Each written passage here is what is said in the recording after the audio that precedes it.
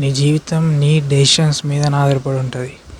నువ్వు ఏ డెసిషన్ తీసుకొని ఏ వర్క్ చేస్తావో దాని మీదనే ఆధారపడి ఉంటుంది. లైక్ నువ్వు ఒక బిజినెస్ ఐడియా తీసుకొని దాన్ని ఏ విధంగా ఇంప్లిమెంట్ చేయాలని ఆలోచించుకుంటా, దాని గురించి ఆలోచించుకుంటా వర్క్ చేసినావు అనుకో, దాన్ని సక్సెస్ చేసినావు అనుకో, డబ్బులు వస్తాయి. డబ్బులతోటి నువ్వు బిజినెస్ ఇంకా అప్గ్రేడ్ చేయొచ్చు, ఇంకా పెంచవచ్చు, ఇంకా చాలా ప్లేసెస్కి తీసుకెళ్ళచ్చు, లైక్ పెద్దగా చేయొచ్చు.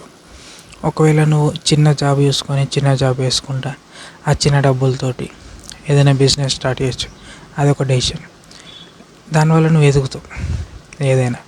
అదే నువ్వు అమ్మాయిని చూజ్ చేసుకొని, అమ్మాయిని లవ్ చేసుకొని, టైం వేస్ట్ చేసుకొని, అమ్మాయిల మెసేజ్లకి రిప్లై అంటే ఆ అమ్మాయి మెసేజ్ చేసిందని సో దానికి రిప్లై ఇచ్చుకుంటా రోజు మొత్తం టైం వేస్ట్ చేసుకుంటా, కాల్ మాట్లాడుకుంటా, రోజులు గడుచుకుంటూ అట్లా చేసుకుంటూ పోతే ఆమె ఒక సర్టెన్ టైంలో ఆమె నేను వదిలేసి ఇంకొకరిని పెళ్లి చేసుకొని నేను వదిలేసిపోతే సో దానివల్ల నీ లైఫ్ నాశనం అవుతుంది.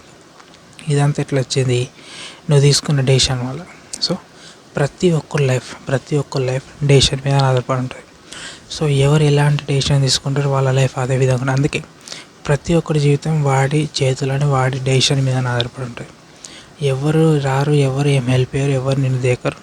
నువ్వున్నా చచ్చిపోయినా ఎవరు పట్టించుకోడు. నువ్వున్నా పోయినా ప్రపంచానికి ఏం లాభం లేదు, నష్టం లేదు.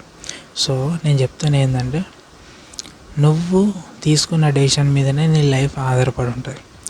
నువ్వు మంచి డెసిషన్ అంటే నువ్వు ఎదిగే డెసిషన్స్ లైక్ బిజినెస్ కానీ, జాబ్ కానీ, ఏదైనా వ్యవస్థ స్టార్ట్ చేయడం కానీ, దాని గురించి డెసిషన్ తీసుకొని దాని మీద పని చేసినావు అనుకో, ఎదుగుతావు. అదే టైం వేస్ట్ చేసుకుంటా, అడ్డమైన వీడియోలు చూసుకుంటా, అమ్మాయిల వెనుక తిరుక్కుంటా కూర్చున్నావు అనుకో, నీకు టైం వేస్ట్ అయితే జీవితం నాశనం అవుతుంది. ఏజ్ అయిపోతూనే ఉంటుంది కానీ నువ్వు లైఫ్లో ఎదగవు. సో లైఫ్ ప్రతి ఒక్కరి వాడు తీసుకున్న డెసిషన్ మీద ఆధారపడి ఉంటుంది తప్ప కానీ వేరే వాళ్ళ మీద రుద్దద్దు. వేరే వాళ్ళ వల్ల వాడి జీవితం ఎప్పటికీ ప్రాబ్లం కాదు ఎవరిదైనా.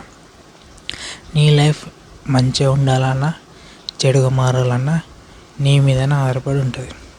అర్థమవుతుందా?